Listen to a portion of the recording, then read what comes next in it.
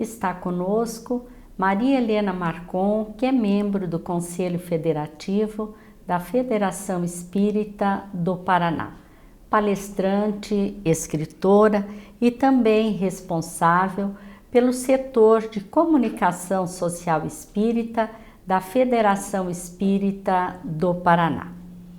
Nós a convidamos para nos falar sobre a comunicação social espírita neste momento, neste período que as pessoas procuram tanto informações acerca da doutrina espírita.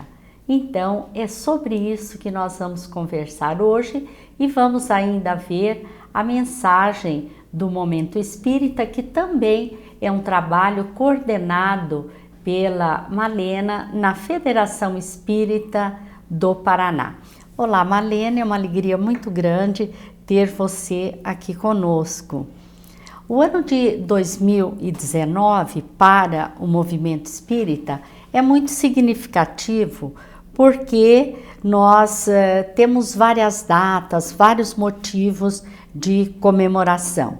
E entre elas, os 150 anos da comunicação social espírita no Brasil. Você que é desta área na Federação Espírita do Paraná, poderia nos dizer quais são os objetivos desta área ou desse setor da federação? Pois não, Ivone. Reprisamos, como já falamos de outras vezes em que aqui estivemos, que para nós sempre é muito gratificante comparecermos a este programa. E agradecemos a oportunidade de falarmos um pouco a respeito da comunicação social espírita, cujo objetivo é realmente direcionar a divulgação da doutrina espírita. Quando se fala em comunicação social, nós temos que entender que nós temos dois públicos em verdade. Um é aquele que chamamos de público interno e das instituições. É o público espírita, é aquele que comparece ao centro espírita e que ali recebe informação. É aquele que acompanha o site da Casa Espírita, as redes sociais. Esse é um tipo de público. E nós temos o outro público que nós chamamos de público externo, aquele público que não é espírita e que igualmente, através de nossas ações, nós o alcançamos ou devemos alcançar. Em síntese, o grande trabalho é de divulgação e efetiva divulgação da doutrina espírita. E como começou esse trabalho há 150 anos? Sempre nos trabalhos existem os pioneiros. E nós lembramos então que em julho de 1869, Luiz Olímpio Teles de Menezes fundou e lançou o primeiro número de um jornal espírita no nosso país. Chamava-se Eco de Além Túmulo, ou Eco da Além Túmulo. Eco ainda escrito com CH, ECCH, Eco da Além Túmulo, a antiga biografia. Este jornal, ele teve uma duração muito curta. Em pouco menos de 2 anos, ele desapareceu. Mas ele teve uma grande importância, porque ele circulou, inclusive, fora do nosso país. Em Londres, em Paris, ele circulou fora das nossas fronteiras.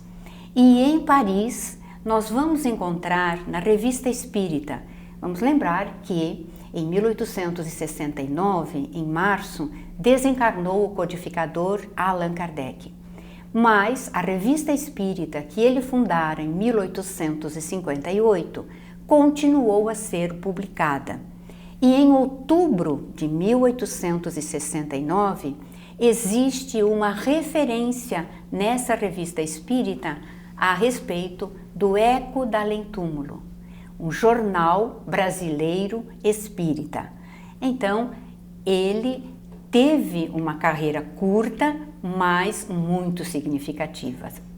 Depois nós tivemos um outro grande pioneiro, que é Elias da Silva, que fundou uma revista, Reformador, que existe até hoje. Essa revista ele a fundou e começou a circulá-la muito antes da própria Federação Espírita Brasileira existir. Mas quando foi fundada a Federação Espírita Brasileira, este pioneiro, de uma forma muito desprendida, ele ofereceu a revista Reformador para que fosse assumida e que a Federação Espírita Brasileira lhe desse continuidade. Por isso, ela existe até hoje, uma revista mensal de muito boa qualidade. E no Paraná, como são as notícias iniciais? Maravilhosos pioneiros, realmente homens ousados e de uma visão muito ampla. Nós lembramos do português Manuel da Cunha, como era chamado, Manuel da Cunha. Logo que começaram a circular no Rio de Janeiro as notícias sobre algumas publicações espíritas, ele se interessou e começou a mandar buscar. O primeiro livro que ele mandou buscar, e vários volumes, foi o Livro dos Espíritos, que ele tinha e teve, melhor dizendo, o cuidado de distribuir aos amigos, aos conhecidos. E imaginamos como ele devia chegar nas pessoas. Olha que livro espetacular, você não gostaria de ler? Quantos terão lido? Ele começou assim a propaganda. E no ano de 1889, ele começou a publicar uma pequena revista que se chamava A Luz. E essa revista circulou durante mais de 40 anos. Vejamos que quando ele publica a revista e começa a propaganda, ainda não existia a Federação Espírita do Paraná, que somente surgirá em 1902. E ele continua a sua tarefa. Depois, nós tivemos também, quando lemos sobre a fundação da Federação Espírita, nós lemos que foi na sala da revista A Doutrina, em 1902, que se reuniram aqueles companheiros idealistas para fundarem a federação. Então nós já temos ali a luz e a doutrina. Em 1910, a Federação Espírita do Paraná lançou um jornal, chamava-se Monitor Espírita. E, infelizmente, nós temos assim alguns números esparsos, não foram guardados todos na sequência. E a última notícia que nós conseguimos a respeito do Monitor Espírita data de 1917. Dali em diante, nós não conseguimos mais exemplares, não os temos guardados, e também não existem outras referências nas atas da federação. Então, imaginamos que, mais ou menos por essa data, por algum motivo, deve ter parado a circulação do Monitor Espírita. Mas, vejamos, são coisas que nos remetem a realmente este esforço de divulgação daqueles pioneiros. Os pioneiros, né? Nós consideramos o jornal Mundo Espírita e o Momento Espírita dois grandes trabalhos da Federação Espírita do Paraná. Então eu acho que vale a pena você nos falar sobre este jornal, o Mundo Espírita, que circula até hoje, né? Exatamente, 87 anos de existência. Tem uma história também significativa. Se nós abrirmos o jornal, ou olharmos na primeira página, melhor dizendo, nós vamos encontrar ali que ele data de 1932. No entanto, quando nós compulsamos a história, descobrimos que ele foi criado em 1926. Ocorre que de 1926 a esse período de 32, não sei se falei a data corretamente, antes é 1932, houve várias dificuldades em questões políticas no país, questões sociais complicadas, e o jornal deixou de circular. Então ele não foi regular de 26 a 32. Ele realmente foi retomado em 32 e a partir daí é que ele não teve mais nenhuma solução de continuidade. Por isso, Lins de Vasconcelos, quando ele adquire a massa falida do jornal Mundo Espírita, que foi fundado no Rio de Janeiro por Henrique Andrade, ele traz para o Paraná, ele entrega à Federação Espírita do Paraná e pede, e isso se encontra em ata, que nunca a Federação Espírita do Paraná permita que o jornal pare de circular. Então, a Federação o mantém desde então e por isso se completam os 87 anos de existência do jornal Mundo Espírita, que tem muitas colunas. Ele sofreu muitas modificações ao longo do tempo. Também nós estamos agora numa fase diferente. Temos desde alguns anos o jornal online, mais recentemente, questão de quase 2 anos, o jornal digital. E então nós diminuímos a tiragem do jornal impresso, o jornal físico, que continua a ser enviado aos assinantes. Mas paulatinamente nós estamos deixando de remeter a outros que não sejam os assinantes que fazem questão do jornal físico, diremos assim, e mandamos o link do jornal digital, diga-se de forma totalmente graciosa, isto é, sem ônus algum. O jornal Mundo Espírita é muito conhecido e respeitado, inclusive no exterior. E sobre o Momento Espírita, que inclusive é apresentado neste programa há muitos anos já, praticamente desde o início deste programa. O que você tem a nos falar sobre o Momento Espírita, que é tão apreciado pelas pessoas. Nós, particularmente, recebemos assim muitas informações, muitas perguntas, muitos elogios a este material. É muito interessante porque é um programa que deu certo. Sim. Completará agora, no mês em que nós estamos, 27 anos de existência, mês de maio, completará 27 anos de existência. Quando ele completou 25 anos, ele mereceu do jornal Gazeta do Povo uma reportagem muito ampla, de quase página inteira. Por quê?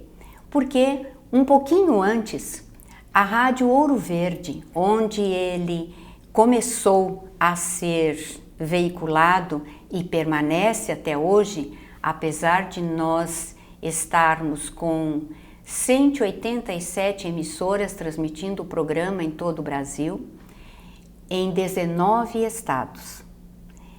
E, além disso, nós temos um programa em francês, gravado por locutor francês e que alcança a França e a Bélgica. O programa lá é quinzenal, mas já achamos uma grande vitória.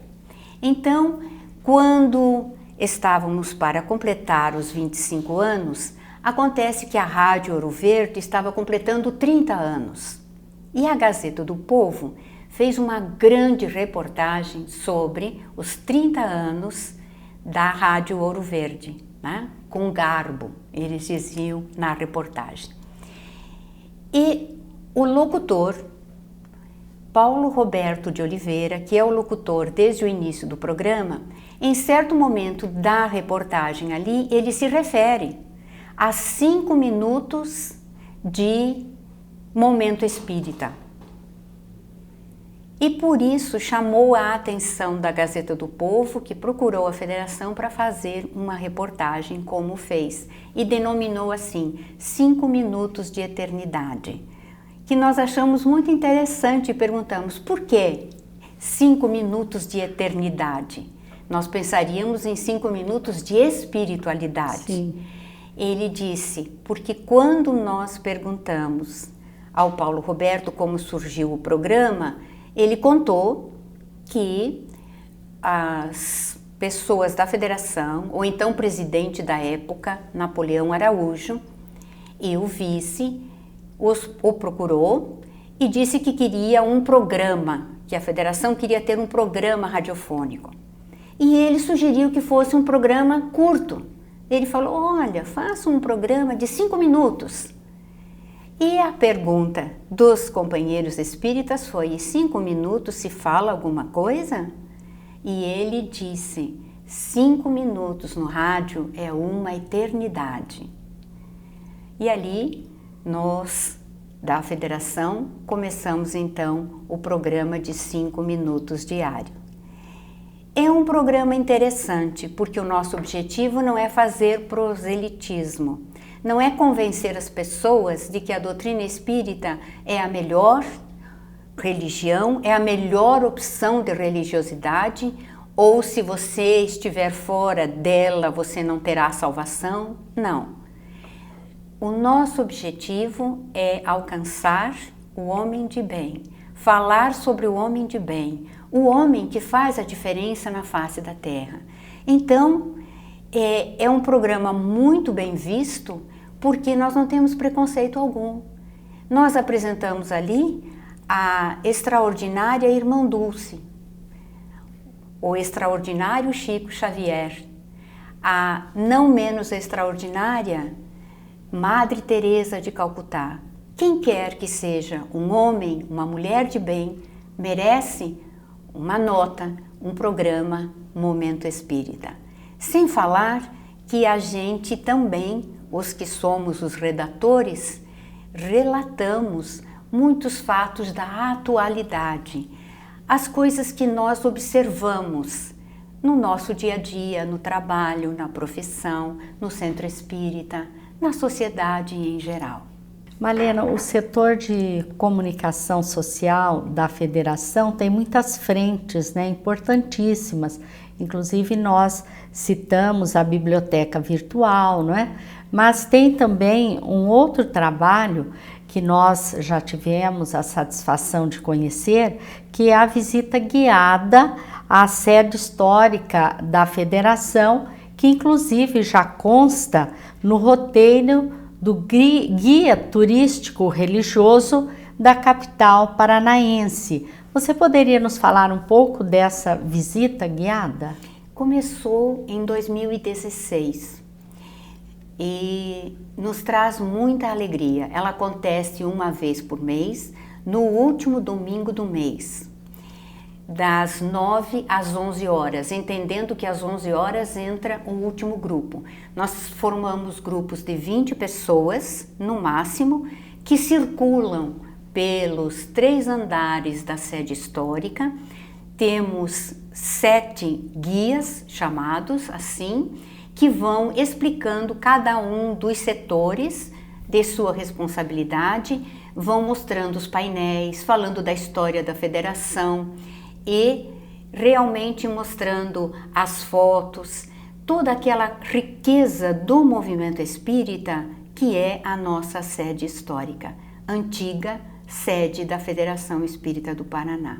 As caravanas, quando desejam ir, elas precisam telefonar e marcar. E as pessoas que desejam ir simplesmente se apresentam lá no último domingo do mês. E essas caravanas que vão para lá pode ser em outros finais de semana ou não? Não, tem que ser sempre no último final de semana. Nós fizemos uma ou outra visita extraordinária quando a Federação Espírita do Paraná tem alguma comemoração específica. Aí nós fazemos a visita guiada a pedido da diretoria executiva. Se não, é assim, religiosamente, no último domingo do mês. Somos 14 pessoas divididas em 2 equipes de 7. Certo. Então, nos alternamos a cada mês. Malena, nós agradecemos a sua participação e lembramos aqueles que forem a Curitiba, vale a pena fazer essa visita à Federação Espírita do Paraná. Agora nós ficamos com a mensagem do Momento Espírita e desejamos a todos muita paz. Como vivem as flores. Era uma tarde quente de verão e o vendaval agitava a folhagem com violência, anunciando a tempestade que se aproximava rapidamente. Pelas janelas abertas, um suave perfume enchia a casa. Lá fora, um espetáculo digno de nota acontecia. Açoitados pelo vento, os pés de manjericão, alfavaca e lavanda dobravam-se e liberavam um delicioso perfume. Era impressionante notar a maneira como as flores e folhagens respondiam aos golpes violentos do vento. Os primeiros pingos de chuva enfeitavam as rosas abertas, como se fossem diamantes líquidos. Mas o temporal anunciado logo chegou, e as gotas da chuva, agora misturadas com o vento forte, pareciam um bombardeio cruel, macerando as suaves pétalas que respondiam à agressão, liberando um perfume inconfundível. Era incrível aquela lição viva de generosidade e resignação. Ante a violência do temporal, instintivamente, as plantas se dobravam para não quebrar. As plantas não pensam, não são seres racionais, mas cumprem silenciosas e submissas a tarefa que o Criador lhes confia, apesar das tempestades da vida. Assim também agem algumas pessoas. São como as flores, que mesmo maceradas pela enfermidade cruel, pela agrestia da vida, respondem com o perfume do otimismo e da alegria. Seres racionais que são, sabem que todas as lições que lhes chegam são oportunidades de crescimento e autossuperação. Isso acontece com uma jovem senhora, agredida por um câncer cruel que tenta lhe roubar o corpo, minando-o aos poucos e insistentemente. Quando soube que teria que fazer quimioterapia novamente, não se desesperou. Eu venci essa doença uma vez e vou vencê-la de novo, falava com fé e disposição. A família, preocupada com seu estado de saúde, insistia para que ela ficasse em casa, repousando, mas ela prefere trabalhar. Trabalha como vendedora e sempre supera as metas estabelecidas. Quando faz o tratamento quimioterápico, ela passa muito mal. Mas a dor não a impede de estar o dia todo com um sorriso nos lábios, distribuindo otimismo junto aos seus colegas. Sempre gentil, ela dribla a doença, trabalha, confia, sofre, espera. Uma pessoa assim é como uma flor que, mesmo açoitada pelos ventos fortes e pela violência da chuva, exala perfume e não deixa de florescer a cada primavera. Parece que Deus permite que pessoas assim nasçam na terra para exemplificar a resignação, a confiança, o otimismo. Pessoas que não se deixam desanimar, mesmo diante dos quadros mais graves e desesperadores. O corpo sofre as agressões da doença, não há dúvida. Mas o espírito está intacto, lúcido, ofertando o perfume da gratidão a Deus pela bênção da vida. E vive intensamente. Enquanto muitas pessoas saudáveis reclamam por coisas mínimas, faltam ao trabalho sem motivos justos, aquela mulher-flor abre suas pétalas de esperança, dignificando a oportunidade de crescer que o Criador lhe concede. Sem dúvida, um exemplo em comum. Em vez de se deixar derrotar pela enfermidade, ela luta com vigor e coragem e, acima de tudo, com confiança plena em Deus. Quando em algum momento sua coragem ameaça vacilar, pensa nas pessoas que sofrem mais que ela e firma o passo outra vez, seguindo em frente. Imitando as flores que, mesmo tendo suas pétalas rasgadas pelo granizo, não deixam de exalar perfume. Também essa moça valente não permite que a doença lhe roube a paz de espírito e a imensa vontade de viver. Pense nisso e busque viver com otimismo, por mais que a situação esteja difícil. Lembre-se sempre de como vivem as flores.